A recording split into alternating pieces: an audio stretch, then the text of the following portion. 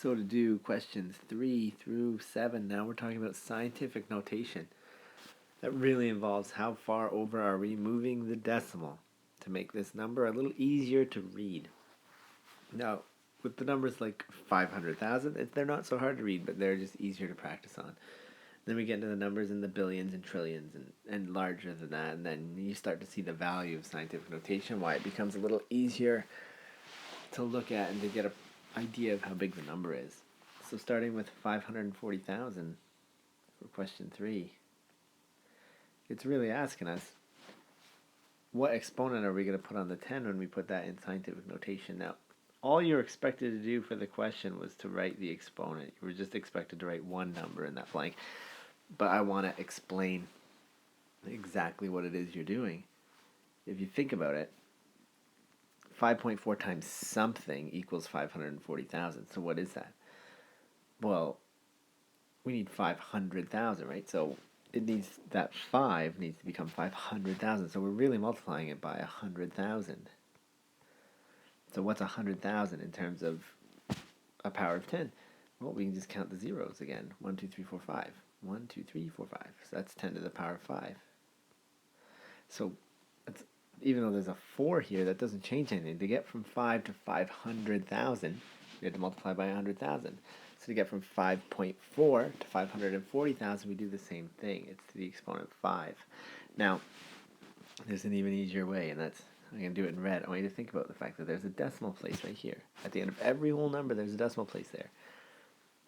Now, when I'm moving over, 1, 2, 3, 4, 5, that's where I'm putting my decimal when I change it to scientific notation. Right there between the 5 and the 4. How many did I move over? 1, 2, 3, 4, 5. That's going to be what your decimal, or what your exponent number is in your scientific notation.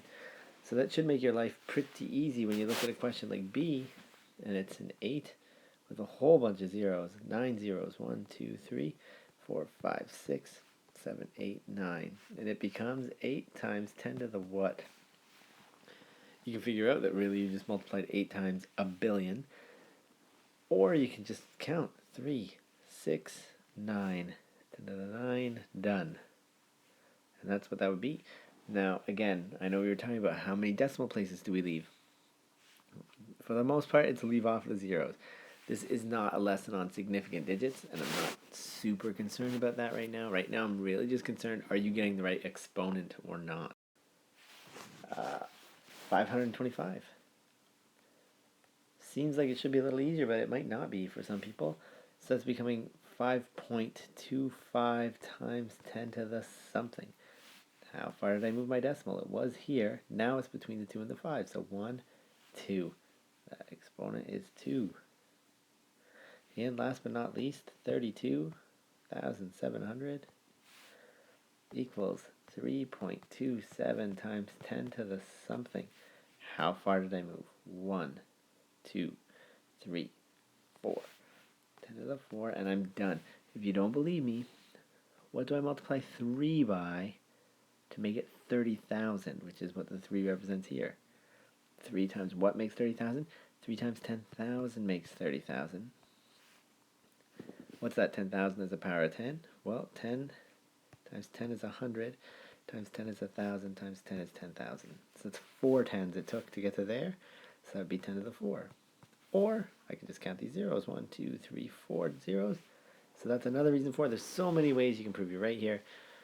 But in terms of just doing it, the easiest way is just how far did I move my decimal over to get it between this number and that number.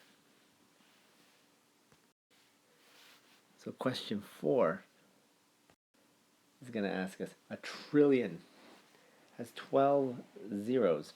Write it in scientific notation. So they gave you the number already. So that's a 1 with 12 zeros. 1, 2, 3, 4, 5, 6, 7, 8, 9, 10, 11, 12. I'm a good counter. Now, we have, to get this into scientific notation, 1.0 times 10 to the something. How far did I move my decimal? 3, 6, 9, 12. I moved it over 12, so it's 10 to the 12. That simple. That's all I expect you to be able to do. That's all I expect you to do. Simple as that. Google's a number that starts with the digit 1 followed by 100 zeros. I'm clearly not going to write that out. They clearly don't want you to write it out. That's why they use such a ridiculously large number. Write it in scientific notation. Just think about it this way. 1,000 is 10 to the exponent 3.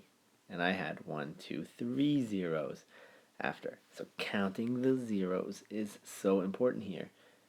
So what's a 1 with 100 zeros going to be? It's going to be a 1.0 times 10. How many zeros? 100 zeros.